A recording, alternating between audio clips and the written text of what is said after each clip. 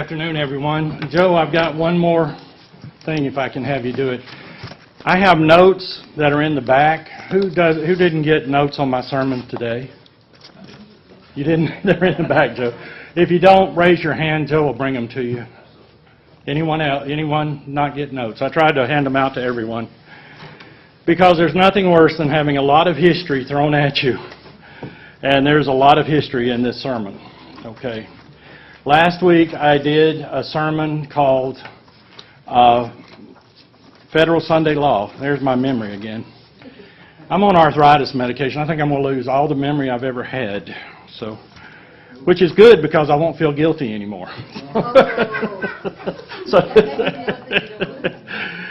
And also I want to welcome everybody. We have some new people today, so welcome. And also welcome to everybody on the internet.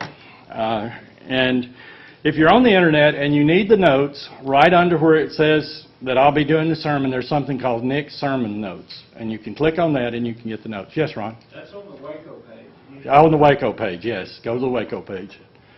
I checked and made sure it was there. Thanks, Ron. I told you my memory. But anyone who didn't get a handout, please raise your hand. We'll bring you one. Okay. This is part of a 5-sermon series. The first one was Federal Sunday Law. It was last week. And you can go online and look at it. And the first one doesn't build as much as the others do.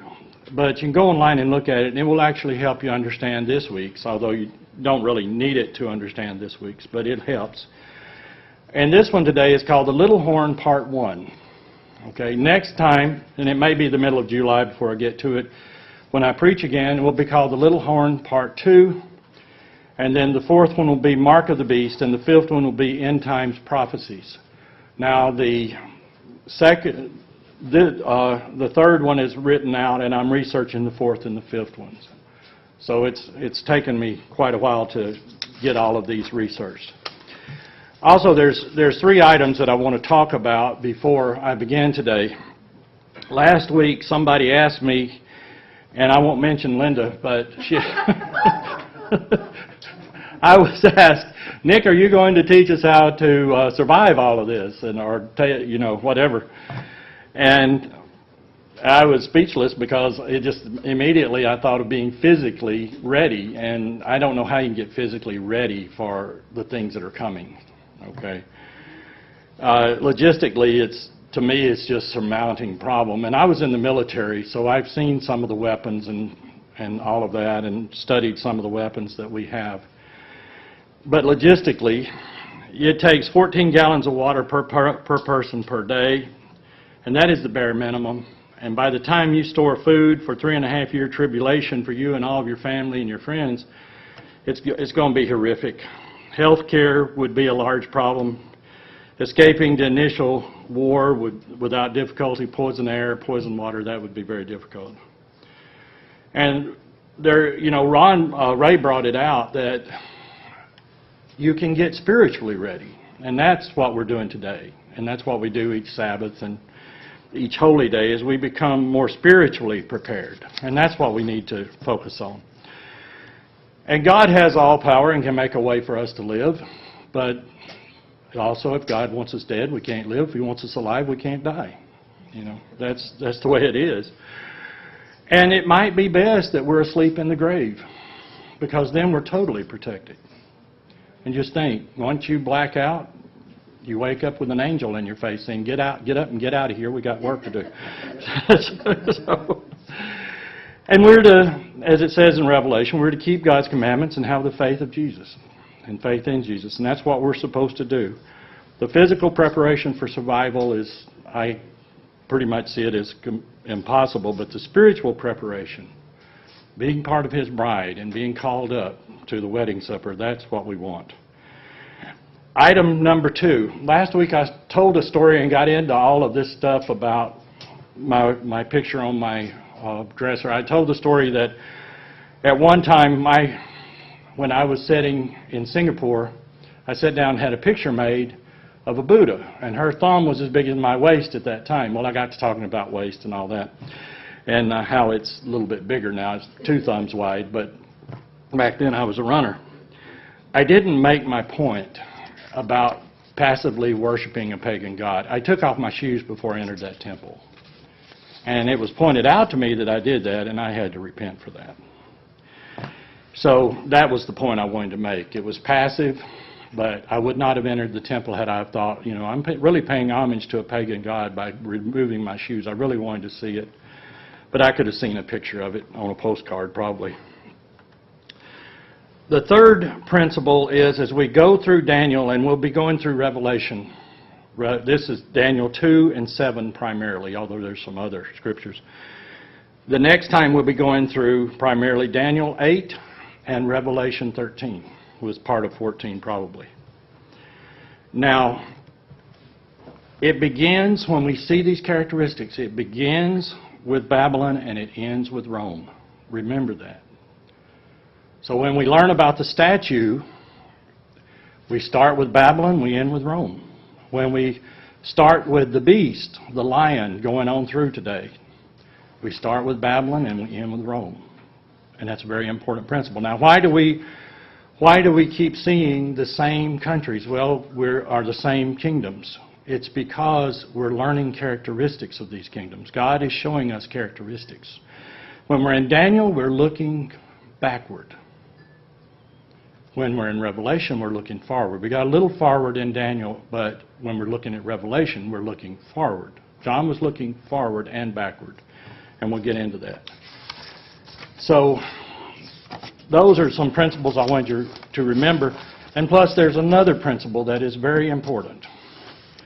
And we'll go into that right now. So we'll begin the little horn of Daniel 7, and we'll go first to Luke 23, verses 3 and 4.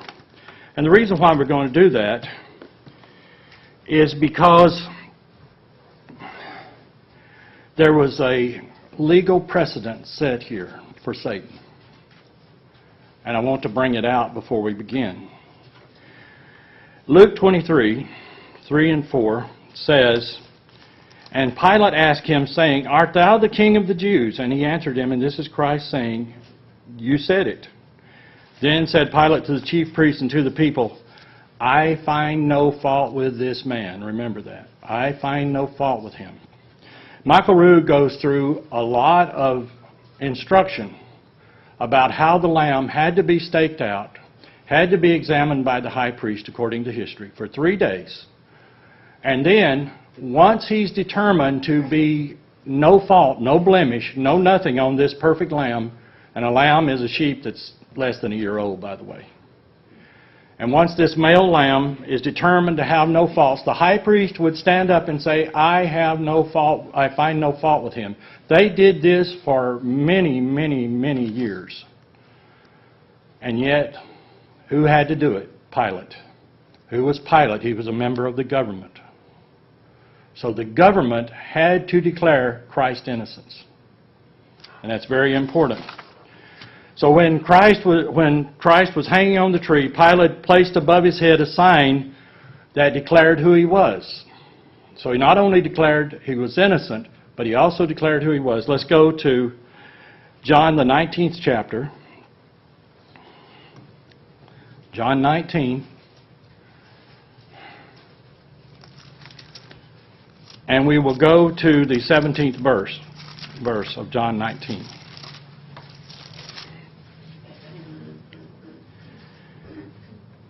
It says, the king on a cross on my Bible, but it says, "And he, bearing his cross," Christ bearing his cross, "went out to a place called the place of the skull, which is called in Hebrew Golgotha, where they crucified him and 2 others with him, on either side, and Jesus in the center. Now Pilate wrote a title and put it on the cross," because you put above the stake, you put whatever the person was being crucified for, whatever his crime was.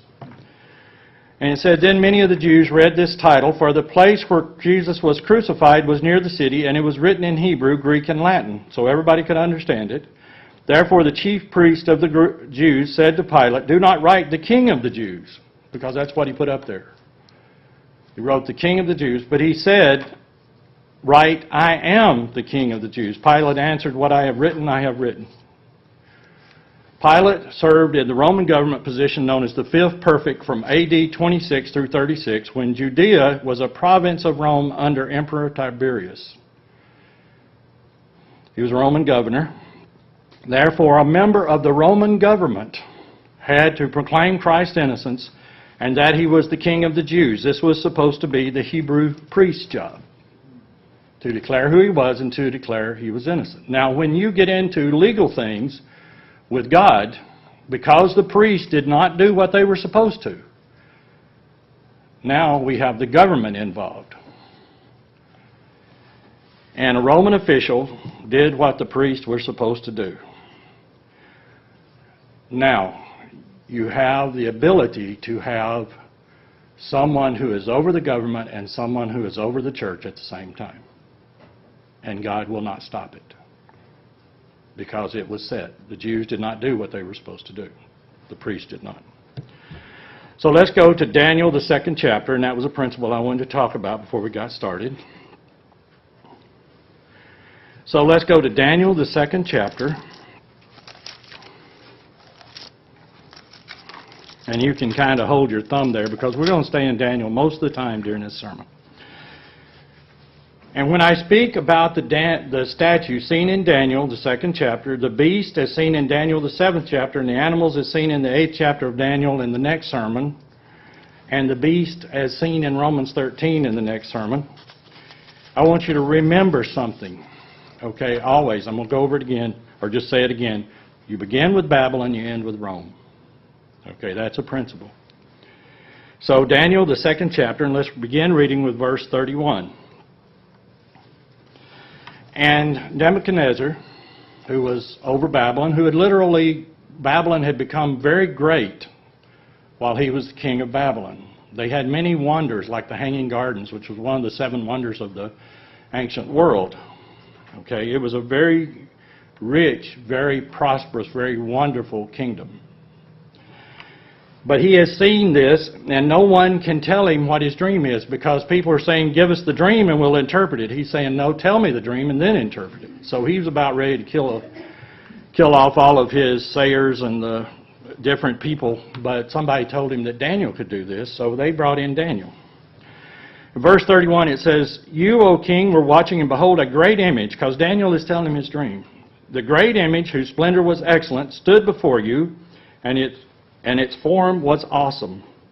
This image's head was of fine gold, the chest and arms of silver, its belly and thighs of bronze, its legs of iron, its feet partly of iron and partly of clay.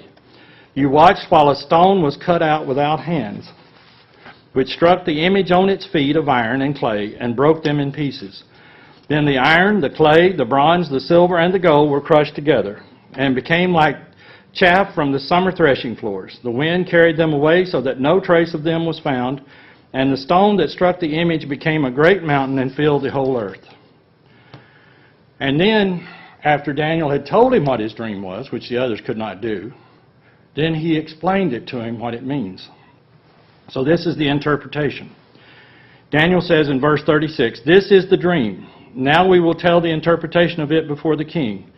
You, O king, are the King of kings, for the God of heaven has given you a kingdom, power, strength, and glory, and wherever the children of men dwell are the beasts of the field and the birds of heaven. He has given them into your hand, and has made you ruler over them all. You are his head of gold. Now, as we go down this statue, the metals become harder, but they become less precious. So Babylon was the head of gold, a very precious kingdom. But after you shall arise another kingdom inferior to yours, then another, the 3rd kingdom of bronze, and you shall rule all, and which shall rule over all the earth, and the 4th kingdom shall be as strong as iron. Inasmuch as iron breaks in pieces and shatters everything, and like iron that crushes, that kingdom will break in pieces and crush all the others. Whereas you saw the feet and toes partly of potter's clay and partly of iron, the kingdom shall be divided, yet the strength of the iron shall be in it, just as you saw the iron mixed with ceramic clay. And if you mix iron with clay, it has no strength. It'll break. So these feet, the very foundation of civilization now, as we're talking about, and the 10 toes mean 10 kingdoms that will come about. But this whole statute, civilization, stands on something that is very strong and very weak and very fragile at the same time. Let's go to verse 42. And the toes of the feet were partly of iron and partly of clay, so the kingdom shall be partly strong and partly fragile. As you saw iron mixed with ceramic clay, they will mix with the seed of men, but they will not adhere to one another, just as iron does not mix with clay. And in the days of these kings, the God of heaven will set up a kingdom which shall never be destroyed, and the kingdom shall not be left to other people. It's talking about Christ's second coming here. So he goes all through the civilizations until Christ's second coming. It shall break in pieces and consume all those kingdoms, and it shall stand forever. Inasmuch as you saw that the stone was cut out of the mountain without hands, and that it broke in pieces the iron, the bronze, the clay, the silver, and the gold, the great God has made known to the king what will come to pass after this. The dream is certain, and its interpretation is true. So, now let's go, and I think these are in your notes, right? It has the metal type, and it has the kingdom. So gold is Babylon. And Daniel was in Babylon at the time.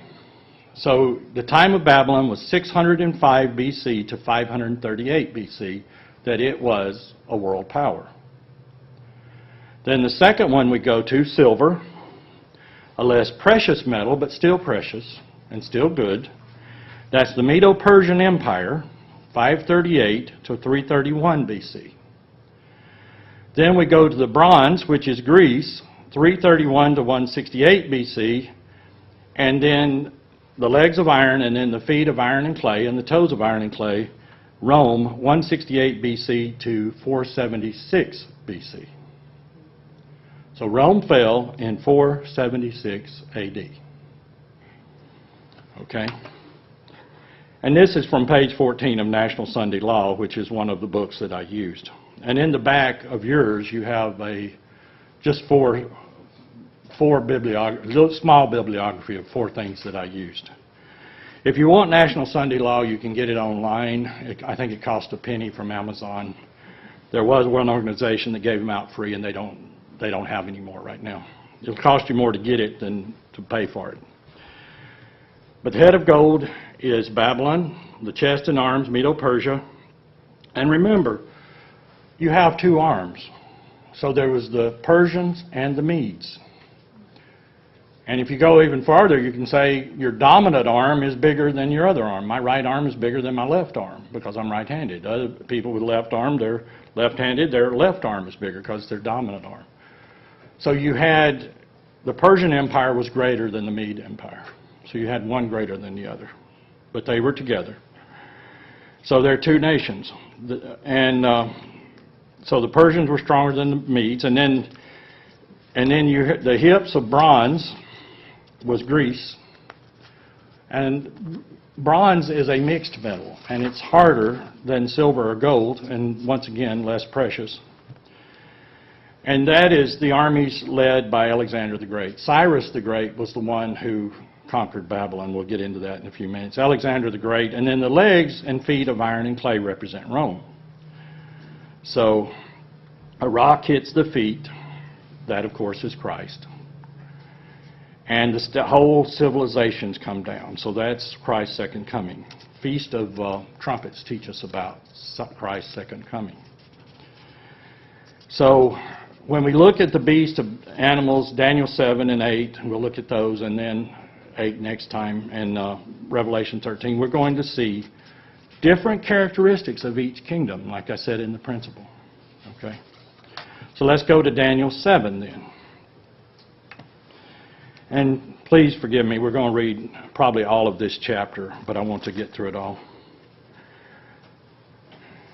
It says, Daniel 7, it says, in the first year of Belshazzar, king of Babylon, Daniel had a dream and visions of his head while on his bed.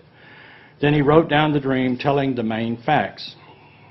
Daniel spoke, saying, I saw in my vision by night, and behold, the 4 winds of heaven were stirring up the great sea. And 4 great beasts came up from the sea, each different from the other. When you see the word sea, it means people. When you see the word beast, it means kingdom. When you see a crown on it, that means a king. Okay, when you see a horn later, you'll see a kingdom. The first was like a lion and had eagle's wings. Now Babylon was like a lion. Lion means kingly, golden, that sort of thing. And it had eagle's wings, means it could move very rapidly. Its armies could move very rapidly and take over territory very quickly. Okay? And this is Babylon. It says, I watched till its wings were plucked off. Its power was taken away from it to move about and to take other nations. And it was lifted up from the earth and made to stand on 2 feet like a man, and a man's heart was given to it. And suddenly another beast, a second like a bear, it was raised up on one side and had 3 ribs in its mouth between its teeth. And they said thus to it, Arise, devour much flesh. Let's go back up to, it was lifted up from the earth and made to stand on 2 feet like a man, and a man's heart was given to it. Well, Nebuchadnezzar was made, he was humbled by God and made to spend 7 years in the wilderness, and his body grew, his fingernails looked like eagle's claw and all of this. But Nebuchadnezzar in Daniel 4, 28 through 33, he had the heart of a man, no longer a conqueror. So let's go back to Daniel, the 4th chapter, to understand this prophecy. But Nebuchadnezzar was humiliated by God, and he was the better for it. And it says, in verse 28 of Daniel 4, it says, And this came upon King Nebuchadnezzar at the end of the 12 months. He was walking about the royal palace of Babylon, because he didn't do what he was supposed to do. He didn't humble himself. The king spoke, saying, Is this not great Babylon, that I have built for a royal dwelling by my mighty power and by my honor and my majesty? He was full of himself. And while the word was still in the king's mouth, a voice fell from heaven, King Nebuchadnezzar, to you it is spoken, the kingdom has departed from you, and they shall drive you from men, and your dwelling shall be with the beasts of the field. They shall make you eat grass like oxen, and 7 times shall pass over you. A time is a year in prophecy. So 7 years will pass over you until you know that the Most High rules in the kingdom of men and gives you to whomever he chooses. That very hour the word was fulfilled concerning Nebuchadnezzar. He was driven from men and ate grass like an oxen. His body was wet with the dew of heaven until his hair had grown like eagle's feathers and his nails like bird claws. And Nebuchadnezzar was humbled. He actually declared that Yahweh was the true God and now feared and praised God. Those are my words. Nebuchadnezzar said at this, in verse 34, after all of this, he said, At the end of that time, I, Nebuchadnezzar, lifted up my eyes to heaven, and my understanding returned to me, and I blessed the Most High, and praised and honored him who lives forever. His heart was changed. So we see Babylon had the heart of a man, as predicted. And he says also, he praises God. He says, And the inhabitants of the earth are reputed as nothing. God does according to his will in the army of heaven, and among the inhabitants of the earth no one can restrain his hand or say to him, What have you done? At the time my reason returned to me, and for the glory of my kingdom my honor and splendor returned to me. My counselors and nobles restored to me. I was restored to my kingdom, and excellent majesty was added to me. Now I, Nebuchadnezzar, praised and extolled the honor of the King of heaven. All of those whose works are true, and his ways justice, and those who walk in pride he is able to put down. So Nebuchadnezzar got his mind right. Okay, and then he had the heart of a man. So we look at verse 4, we can see that coming true. Let's go to verse 5. It says, And suddenly another beast, a second like a bear. It was raised up on one side and had 3 ribs in its mouth between its teeth. And they said thus to it, Arise, devour much flesh. That was Medo-Persian Empire. What's that? Verse 4 of Daniel 7. Verse 5 of Daniel 7. Verse 5 of Daniel 7. I'm sorry. Verse 5 of Daniel 7, it talks about a bear with 3 ribs in its mouth. That's the Medo-Persian Empire. Notice, a bear has a tremendous amount of power.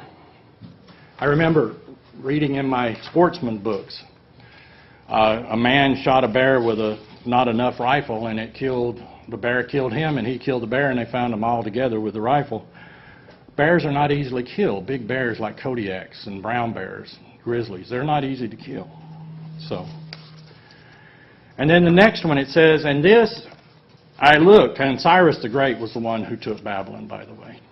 And Medo-Persian Empire didn't fly like a lion with wings. It crushed and destroyed. It was a very strong beast. And it says, after this I looked, and there was another like a leopard in verse 6, which had on its back 4 wings of a bird. The beast also had 4 heads, and dominion was given to it. Now, that is Greece again. So we see Greece as bronze, which is a very strong metal. But that's also Greece again. Why 4 heads? Well, there were 4 heads because Alexander the Great didn't leave someone to take his place. So 4 heads mean that it had 4 people that took his place, and the 4 generals took his place. Now, if you look on your notes, the 4 generals, I've already put them out there for you. I want to read this to you. It's from an internet article called The Silent Centuries. So Alexander the Great, this leopards are very strong animals. They're very stealthy. They can kill an animal and drag it up a tree and eat it. They're the only big cat that I know can do that. Okay, and because of their spots, they can be camouflaged, which is important later.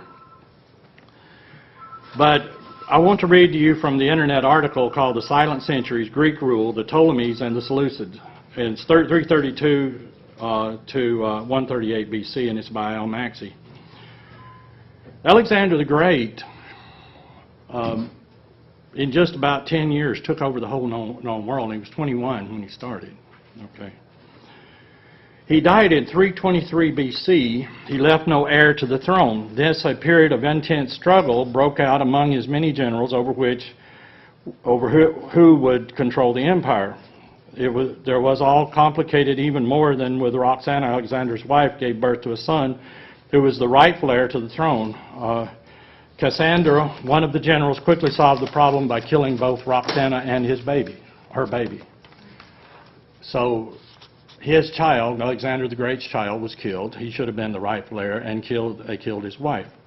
The struggle among the generals, remember the leopard had 4 heads. There were 4 generals. The struggle among the generals continued until 315 BC, until they divided the kingdom into 4 separate kingdoms. So I wrote them down for you. Ptolemy Lagai, who ruled over Egypt, Palestine, Arabia, and Pteria. He was assisted by a general named Seleucus, who originally had been given Babylon, but who was later forced out by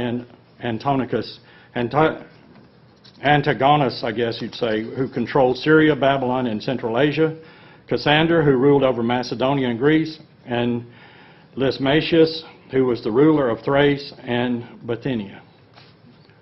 So there we have in history the 4-headed leopard. Okay? And that is Greece. Now, let's go on in Daniel 7. And it says, this I saw, and remember, Alexander the Great took most of the known world. And it says, after this I saw in the night visions, and behold, a 4th beast. And behold, a 4th beast, dreadful and terrible, exceedingly strong. It had huge iron teeth. Rome is associated with iron. It was devouring, breaking in pieces, and trampling the residue with its feet. It was different from all the other beasts. This is a nondescript beast. We know what a lion looks like. We know what a bear looks like. We know what a leopard looks like. Even if the lion and the leopard have wings and 4 heads, we can still imagine this. But I can't make out what this beast is just from reading Daniel. He says it's a beast that is different from all other beasts. Okay? And he saw it in night visions, which means he was dreaming. It had huge iron teeth. It was devouring, breaking in pieces, and trampling the residue with its feet. It was different from all the beasts who were before it, and it had 10 horns, which means eventually there were 10 kingdoms. A horn means a kingdom. And there was another horn, a little one, and that's what this is named after today, the little horn, coming up among them, before whom 3 of the first horns were plucked out by the roots. So 3 kingdoms were plucked out by the roots. Now I have 4 poor old tomato plants that are trying to make it, okay, and I have 20 little tomatoes on them. If I go out and I pull 2 of them up by the roots, they're gone. I will get no tomatoes from them. I've got 2 squash plants that are now flowering. So if I go out and pull up one of those squash plants, it's gone. These countries were plucked up by the roots, so they are no more. They are no more in history or anything else. Okay? There's another horn, a little one, coming up among them. So this came up among the 10 horns. And there in this horn were eyes like the eyes of a man, and a mouth speaking pompous words. This little horn that's growing up. And it says, vision of the Ancient of Days. I watched till thrones were put in place, and the Ancient of Days were seated. His garment was white as snow. This is Christ. And his hair was like pure wool. His throne was a fiery flame, its wheels a burning fire. A fiery stream issued and came forth before him. 1,000 thousands ministered unto him. 10,000 times 10,000 stood before him. The court was seated, and the books were opened. So let's go on over. And we're going to talk about the little horn now. Remember, this beast was different from all the other beasts. Okay? And by the way, let me skip back to one other thing.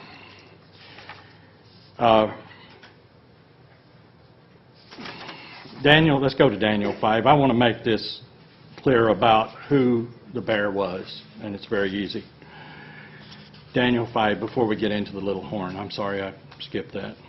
Daniel 5, it says, this is Belshazzar. He's the last king of Babylon. He is in trouble because he went over, and we'll go through it, he went over and he got the golden vessels and silver vessels that were captured from the temple, and they were drinking from them, and they were praising the gods of gold and silver. In Daniel 5, verse 1, it says, Belshazzar, the king, made a great feast of 1,000 of his lords and drank wine before the 1,000. Belshazzar, while he tasted the wine, commanded to bring the gold and silver vessels which his father Nebuchadnezzar had taken out of the temple, which was in Jerusalem, that the king and his princes, his wives, and his concubines might drink therein. Then they brought the golden vessels, and remember the gold. I want you to remember the gold when we talk about the little horn. Golden vessels that were taken out of the temple of the house of God, which was at Jerusalem, and the king and his princes, his wives, and his concubines drank in them. They drank wine and praised the gods of gold and silver, and of brass, iron, wood, and stone. In the same hour came forth fingers of a man's hand, and that's all you saw was the fingers, and wrote over against the candlestick upon the plaster of the wall of the king's palace, and the king saw the part that it wrote. Then the king's countenance was changed, and his thoughts troubled him. And at this time, Cyrus the Great had already lowered the river and was coming through the floodgates and was beginning to sack the city of Babylon. Then the king's countenance was changed, and his thoughts troubled him, so that the joints of his loins were loosed, and his knees smote one against another. The king cried aloud to bring in his astrologers, the Chaldeans, and the soothsayers. And the king spoke and said to the wise men of Babylon, whosoever shall read this writing and show me the interpretation thereof shall be clothed with scarlet, have a chain of gold around his neck, and shall be the third ruler in the kingdom. Daniel came. They got Daniel. He's probably in his 90s now. And he's interpreting this, and I want to just emphasize it's the Medes and Persians. It says in verse 26, this is the interpretation of the message, meaning God has numbered your kingdom and put an end to it. Tekel, you have been weighed on the scales and found deficient. Peres, your kingdom has been divided and given over to the Medes and Persians. And then the wings being taken off means that they can no longer go out and take over other countries. So the second beast, like a bear, was the Medo-Persian Empire. But notice they were praising the gods of gold and silver. and other precious things. So now we get into the little horn. Sorry I skipped out on that little part.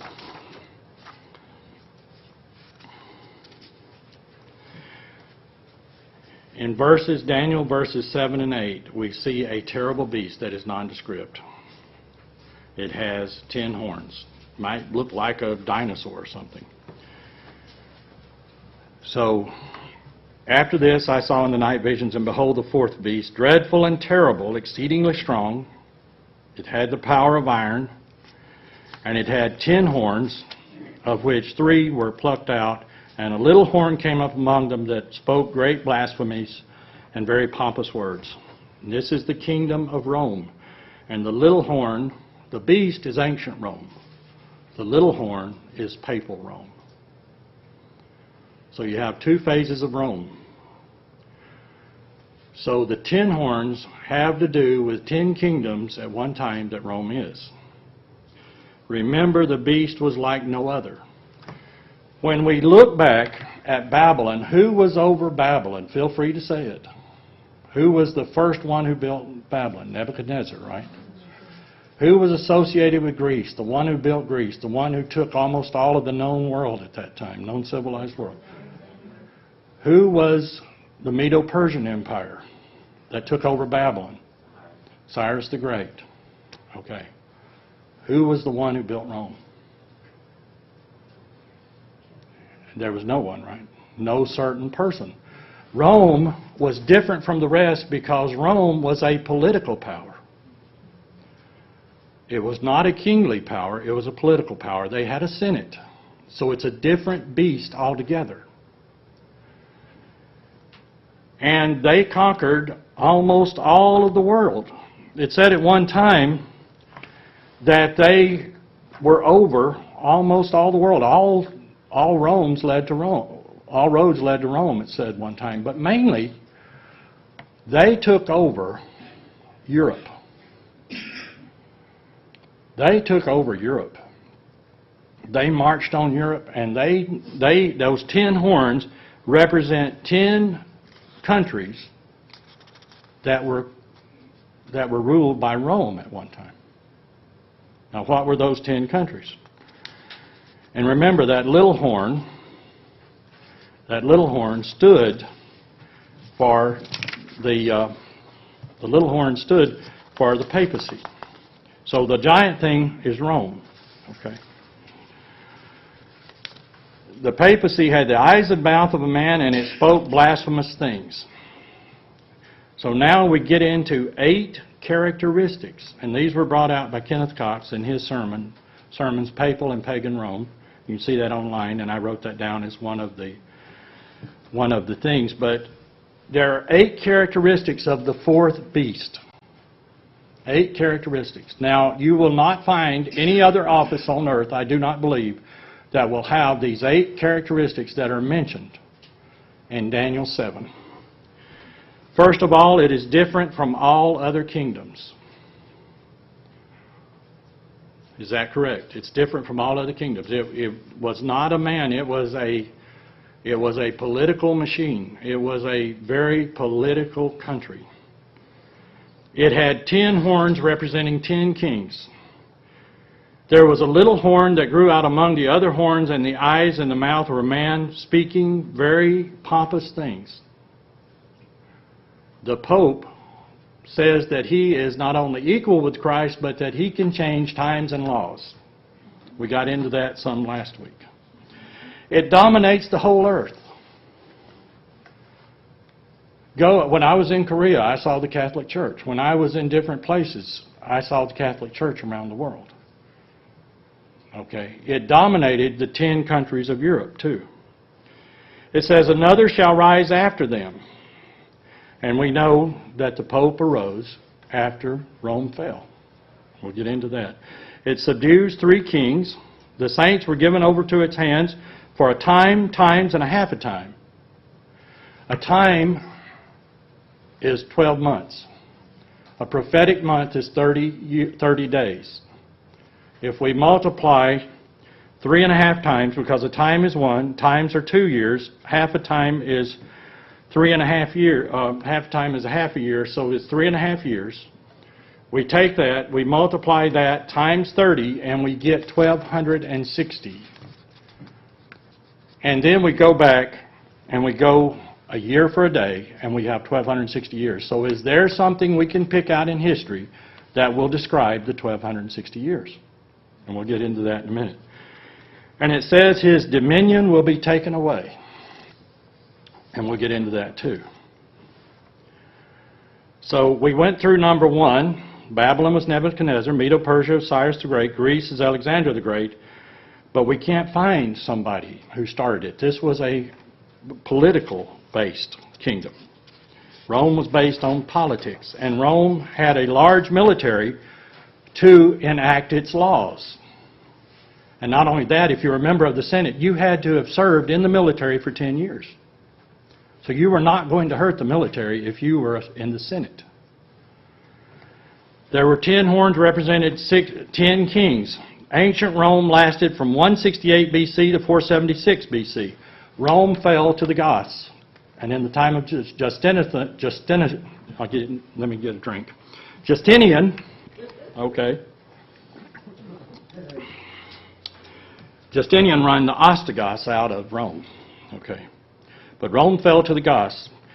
So from 476 until the reign of Justinian in 527, and he reigned from 527 to 565 AD, he liberated Rome and Sicily.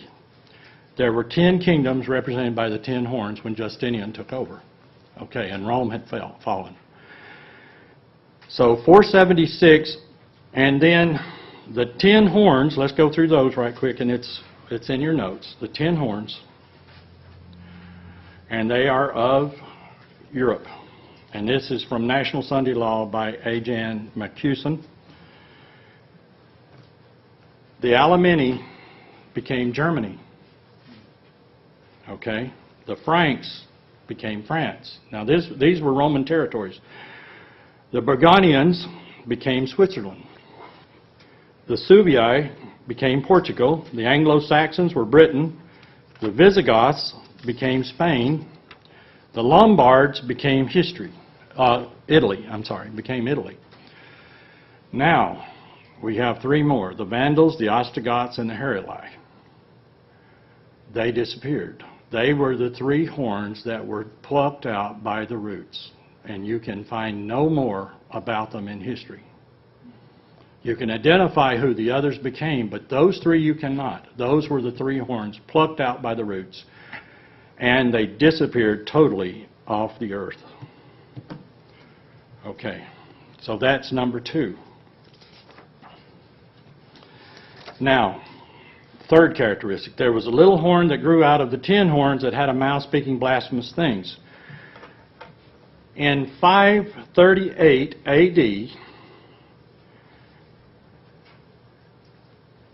the Pontifex Maximus, who was the leader of Rome, and the Pope of Rome, named Vigilius, held both offices as the Pope and the leader. Remember what I said about Pilate doing this? This gave him authority to be over both the church and over the government. So 538 A.D., and the crown of the Caesars passes to the papacy. This is from an article. It says, it was surely with some trepidation that Vigilius, and I'm not very good at Latin. I wish I'd taken it in high school. Vigilius assumed the role of universal bishop considering the short tenure of his immediate predecessors. Nevertheless, history testifies that he had a scheme to become Rome. Joseph Brusher, Jesuit professor of history at the University of Santa Clara, records that Vigilius, who was also the Pope and also the leader of Rome at that time, and Justinian's general, allowed him to do this and protected him. So, in 538 A.D., we have the beginning of papal Rome with the first Pope and leader of Rome. And the popes did very well, did extremely well. And they had a lot of land and they did a lot of other stuff. But through the years, until 1798 AD, 1,260 years later. And guess what happened? Berthier, Napoleon's general, marched into Rome because Napoleon wanted to take over the whole of, wanted to unite all of Europe, and probably as much as he could. And 1798, exactly 1,260 years later, Berthier, Napoleon's general, came in to Rome and arrested the Pope, took away all of his power, and put him in prison, and he died in prison. Exactly 1,260 years later. It's funny how that worked out, isn't it? Now, so Pope Vigilius held the Pontifex Maximus, or the Caesar position, and also the universal bishop of popes position together. He was Caesar at the same time he was Pope. Pilate became the government official that declared Christ as innocent. Remember that. So he could allow him to do that. So this allowed the religious leader of Rome and the leader of Rome to be one person. So the Little Horn, it says, from the beginning, the Roman Catholic Church was, and this is from an Evangelistic Association booklet, it says, from the beginning, it's page 33 of Mark of the Beast, I'm sorry. It says, from the beginning, the Roman Catholic Church was organized along with the pattern of Roman Empire. It was a hierarchy which at its absolute pinnacle of power was worshipped as divine. The ancient Roman emperors proclaimed themselves as gods, with a small g, and were commonly addressed as divinity, a blasphemous asserting attached to them of the most obscenely depraved, demented, degenerate, cruel human beings who have ever lived. And if you want to read Fox's Book of Martyrs, which I do not want to read, you can find out how rough they were between 538 AD and 1798 AD, when their power was literally stripped away. Now, they did elect another pope after Berthier went in and took the pope and put him in prison. They elected another pope. But that pope did not stick his head out the door. Okay? He was scared. It says the small horn dominates the whole world.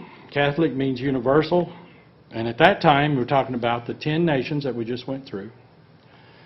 But it means universal. It's over the whole world. And another shall rise up after him. And we have always had a succession of popes.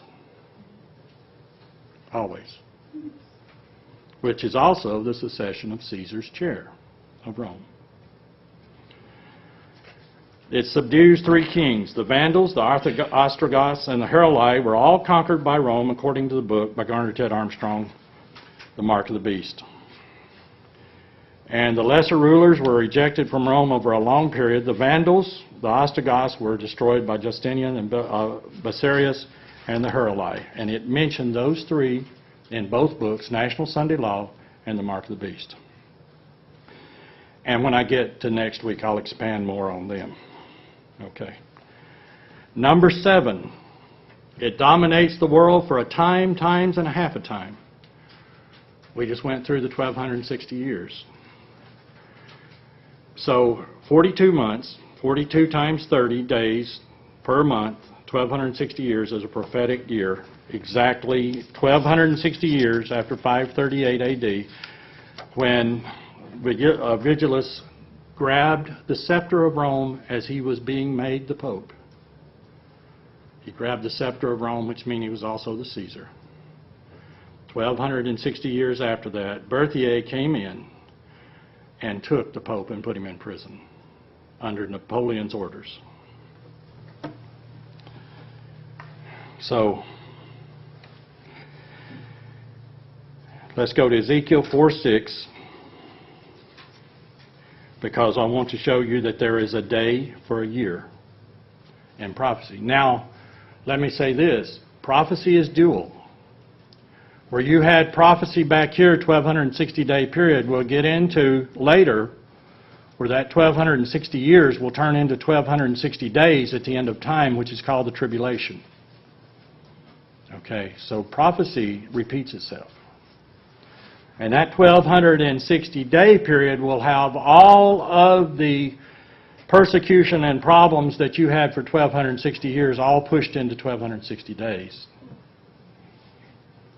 Because Christ said in Matthew 24, and we'll get into it later, if He doesn't come back, no flesh will be left alive on this earth.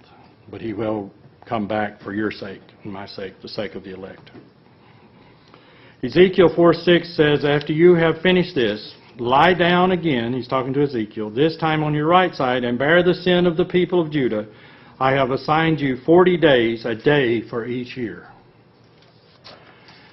Numbers 14:34, you don't have to turn there, but it says, for 40 years, 1 year for each of the 40 days you explored the land, you will suffer for your sins and know what it is like to have me against you. And he is talking to the Israelite people who did not go in, who chose not to do what he said and ended up being 40 years in the wilderness instead of 40 days going into the Holy Land. 538 to 1798 is 1260 years. If you read The Mark of the Beast, Garner Ted Armstrong does not say that. He says, and we'll get into the wound being healed later, but he says it's 447 to 538, but I can't get 1260 out of that. The eighth thing, his dominion will be taken away.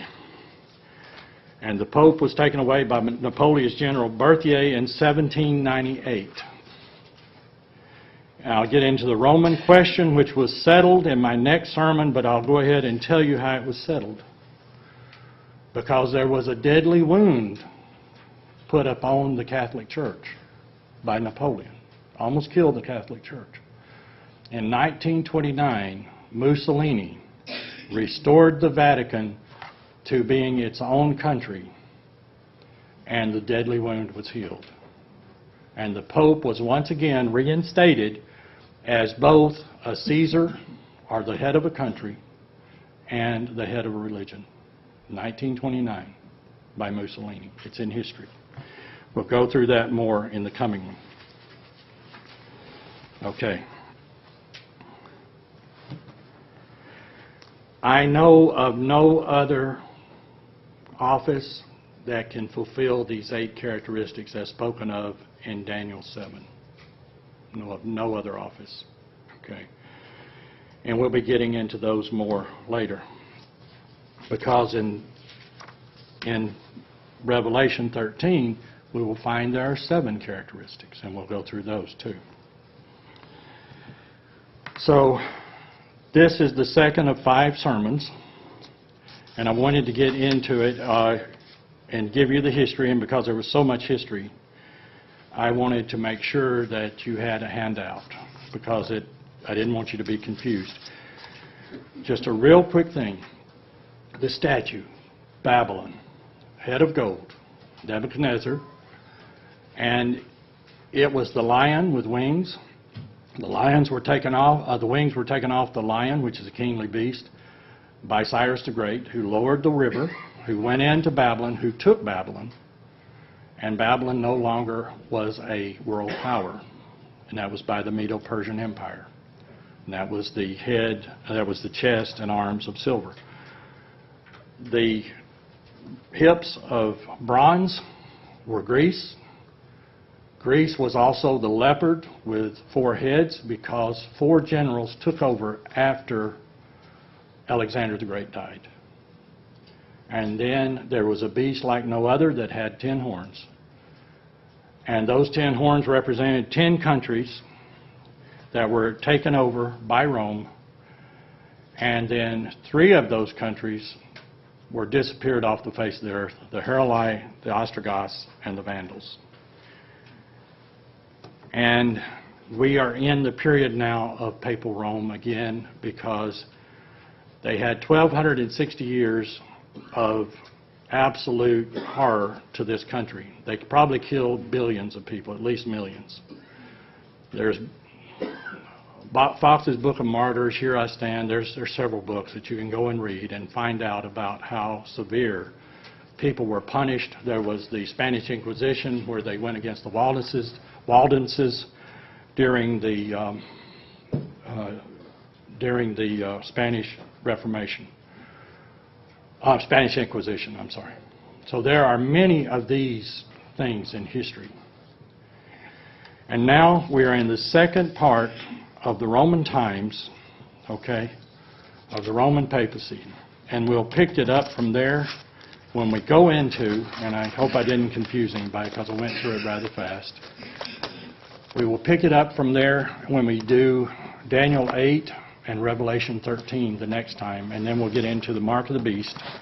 Remember, when I go to the next one, this is the first time you're here, if you haven't heard this one out there, I don't know how I can say it. It builds on each other, so the more you can listen to them, the better, and I'll remind the people the next time. But, okay, and we'll get into Daniel 8 and Revelation 13 the next time, and I'll bring notes again.